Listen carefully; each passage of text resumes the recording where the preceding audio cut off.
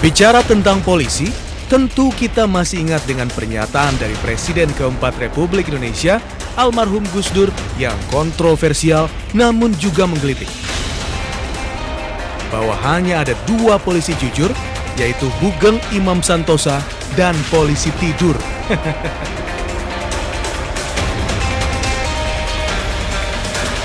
Silahkan diartikan sendiri. Namun, bila melihat dari sisi positif, hal ini bisa diartikan sebagai sentilan sekaligus tantangan untuk menunjukkan bahwa sebenarnya masih banyak polisi jujur di Indonesia.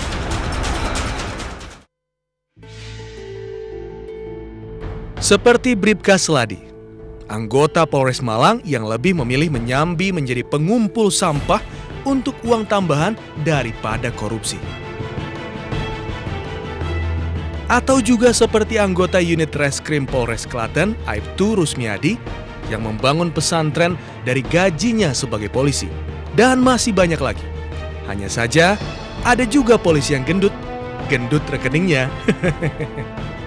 Tercatat hampir satu dekade, dari tahun 2006 hingga 2015, terdapat beberapa anggota kepolisian yang tersandung kasus korupsi.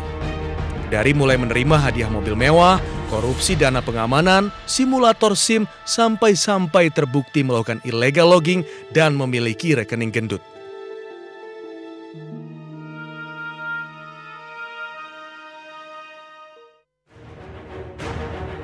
Ada yang baik, ada yang buruk. Selayaknya hitam dan putih dalam kehidupan. Namun tidak menjadi alasan masyarakat Indonesia pesimis dan selalu menyudutkan polisi. Kenyataannya, kita membutuhkan institusi ini. Kita butuh polisi yang jujur dan menjalankan tugasnya sesuai dengan kewenangan dan tanggung jawab. Salah satu caranya dengan menghadirkan sosok pemimpin kepolisian yang mampu untuk mewujudkan cita-cita tersebut.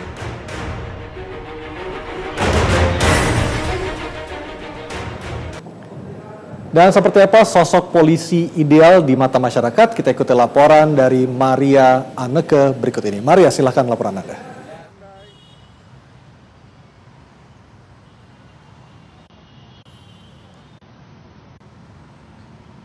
Maria? Jenderal Badrodin Haiti akan segera pensiun dari masa jabatannya sebagai Kapolri. Sejumlah nama pun mulai bermunculan dan diperbincangkan dalam bursa calon Kapolri. Meskipun masih bulan Juli nanti, namun kita ingin tahu nih bagaimana pendapat warga terkait dengan Kapolri terpilih nantinya.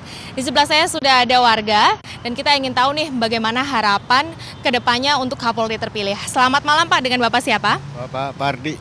Oke, Bapak melihat kinerja polisi sekarang ini, bagaimana pendapat Bapak? Ya, untuk sekarang ini lebih baik daripada 5 tahun yang lalu lah. Sekarang udah lebih baik.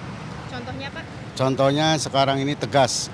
Jadi ya mungkin ada juga yang nggak tegas, cuman untuk kedepannya yang lebih tegas lagi. Sepertinya menanganin masalah narkoba, masalah lalu lintas, masalah ya semua masalah untuk yang ada berhubungannya dengan polisi harus tegas saja gitu.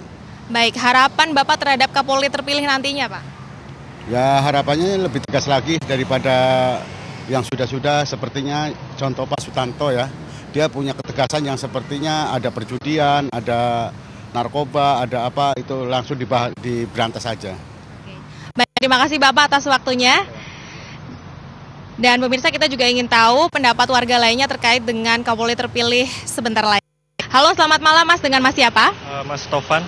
Oke, Mas Tovan, melihat kinerja dari polisi sekarang ini nih, bagaimana pendapat Mas? Menurut saya kinerja polisi untuk saat ini udah cukup baik ya, udah baik, dan angka kriminalitas juga di sini juga udah berkurang, warga juga udah nyaman, tenang. Ya, saya harap bisa terus seperti ini gitu. Bahkan lebih baik mungkin. Oke, bagaimana harapan Mas terhadap Kapolri terpilih nantinya? Harapan saya mungkin untuk lebih mempertahankan apa dicapai oleh Kepolisian Republik Indonesia dan menjalankan visi dan misi dari Kapolri yang akan terpilih. Itu aja sih. Terima kasih Mas. Iya, baik Aryo, memang harapan dari masyarakat bahwa Kapolri terpilih nantinya dapat sesuai dengan keinginan dari masyarakat sendiri sehingga permasalahan di ibu kota dapat terentaskan. Demikian Aryo yang dapat saya sampaikan dari Jakarta. Baik, terima kasih Aneka Maria. Itulah pendapat dari masyarakat, mimpi masyarakat tentang sosok Kapolri. Kita akan langsung tanya kepada Pak Abu sebagai wakil rakyat di DPR. Pak Abu, apakah benar anggota DPR Komisi 3 justru memaksa tanda kutip untuk mengikuti keinginan anggota yang ingin agar Pak Badrodin tidak diperpanjang masa jabatannya? Enggak ada, paksa memaksa tuh enggak ada. Yang ada sekarang apa, ini situasi politiknya angin sudah berubah. Kalau presidennya tegas, juga udah selesai, sudah putus. Jadi apapun keputusan presiden, Komisi 3 akan mengikuti? Enggak begitu. Kita kan pengawas, ya, pengontrol juga. Artinya bahwa kita juga harus memberikan masukan kepada presiden. Bahwa di institusi Polri juga ada penggenerasian, ya. Sekarang di bintang 3 ada lebih kurang 6 tambah 1 besok Aridono ada 7 berarti itu. Ada mulai yang mungkin yang tertua sekarang 83 ya. 82. 82 siapa?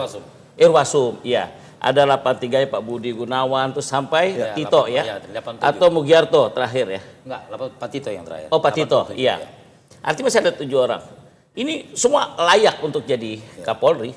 Kembali lagi kepada presidennya. Tetapi kita lihat ya, ada suasana kebatinan yang saya tangkap di institusi Polri itu dari bagian wilayah atau bagian fungsional. Itu kelihatan ada beberapa nama yang harismatik di hadapan mereka. Gitu. Jadi bisa jadi itu yang mengarah situasinya. Tapi itu suasana dari internal mereka. Kembali lagi kepada user nanti. Bang Edi, dari nama-nama yang menurut Anda akan dilontarkan atau diajukan oleh Wanjakti ke Kompolnas, siapa-siapa saja mereka? Ya, saya kira kalau kita lihat sekarang ada banyak bintang 3 ya, termasuk besok ada Pak Aridono akan menjadi bintang 3 ya. Beliau itu masih memiliki masa tugas sekitar 3,5 tahun ya, 3,5 tahun ya. Dan itu cukup untuk modal untuk menjadi masuk bursa calon Kapolri ya. Kemudian kalau kita lihat lagi ada Pak Irwasum ada 82, Pak Dwi Priatno, kemudian ada Wakapolri juga yang cukup bagus menurut kami ya. Kemudian ada Pak Buas. Meskipun Pak BG hanya 1,5 tahun lagi akan pensiun. Saya kira 2017. Pak Irwasum dengan Pak BG itu hampir sama. Malah usianya itu sebetulnya masih panjang Pak Budi Gunawan ya, 1 bulan ya. Kalau misalnya 2017 Pak Budi Gunawan itu Desember pensiun, Pak Irwasum itu November. Baik, dari 9 nama atau komjen yang sekarang ini menyandang bintang 3 di Kapolri, siapa 2 calon terkuat atau 1 calon terkuat yang akan dipilih presiden? Saya kira kita kembali kepada undang-undang. Kalau kita lihat menurut Undang-Undang Nomor 2 Tahun 2002 tentang kepolisian, di situ dijelaskan calon Kapolri itu adalah perwira tinggi aktif dengan memperhatikan pangkat jenjang karir dan kepangkatannya. Tentu saja saya kira menurut apa undang-undang ini adalah penting adalah masalah senioritas.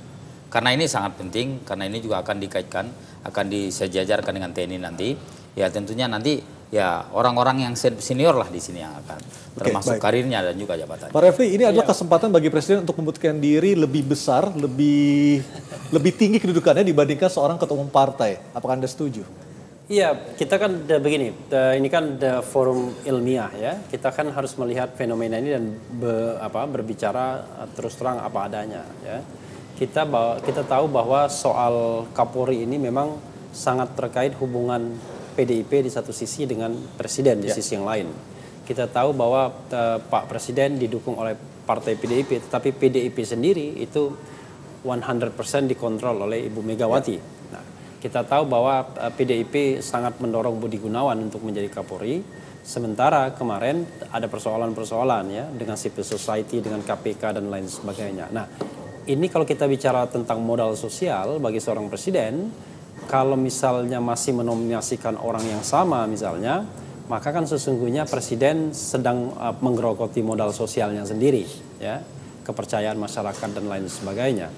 Tetapi sekali lagi, yang namanya Kapolri ini adalah hak prerogatif presiden, bukan haknya ketua umum partai dan bukan juga haknya mereka yang katakanlah urut kacang itu, ya. Karena kenapa?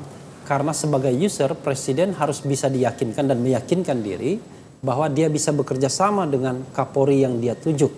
Karena demikian strategisnya peran Kapolri, ya, melalui fungsi-fungsinya baik pelindung dan pengayom masyarakat, Kamtibmas maupun penegakan hukum. Nah, kita tahu bahwa justru kalau kita lihat disinilah minusnya pemerintahan Jokowi.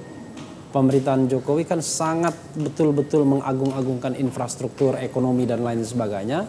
Tetapi menurut beberapa kalangan dan pengawal, dan saya juga setuju itu, agak sedikit mengabaikan soal law enforcement, penegakan hukum. Nah, dengan memiliki Kapolri yang barangkali jauh lebih tidak bermasalah misalnya, jauh lebih clear misalnya, penegakan hukum mungkin bisa didorong jauh lebih baik. Termasuk misalnya menjalin kerjasama yang jauh lebih baik dengan institusi penegak hukum lainnya, termasuk KPK. Baik, Pak Abu, kalau dari fraksi Anda tidak ingin masa jabatan Kapolri yang sekarang ini diperpanjang, siapa nama terkuat untuk menjadi kandidat paling atas untuk menggantikan Pak Badrodin? Kita nggak menyatakan tidak setuju soal perpanjangan ya, belum ada. Jadi kita masih wait and see, masih nunggu ya sampai terakhir. Kita lihat bagaimana Presiden mengajukan namanya. Tapi memang kalau lihat dari nama-nama yang berkembang, memang setelah Badrodin yang paling karismatik di institusi Polri Budi Gunawan. Itu harus diakui. Dengan segala kekurangan dengan segala plus kelebihannya. minusnya yang ada saat ini ya.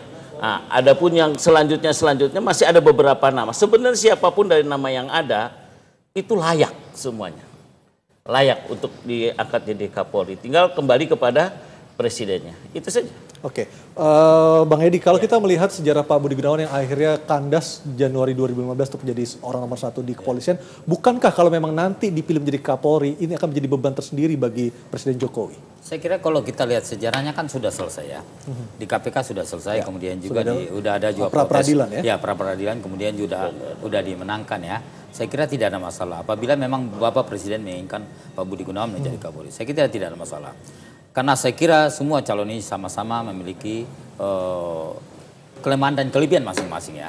Saya Apakah kira dukungan penuh dari PDIP terhadap Budi Gunawan menjadi seberapa kuat sih modal sosial atau modal politik yang dimiliki oleh BG? Saya kira kita kalau jangan kita bicara partai ya untuk calon Kapolri ya. Kenapa? Karena memang walaupun misalnya ada harus keterkaitan partai, tapi yang paling penting saat ini adalah kita menginginkan Bapak Presiden memilih yang terbaik di antara ini semua ya.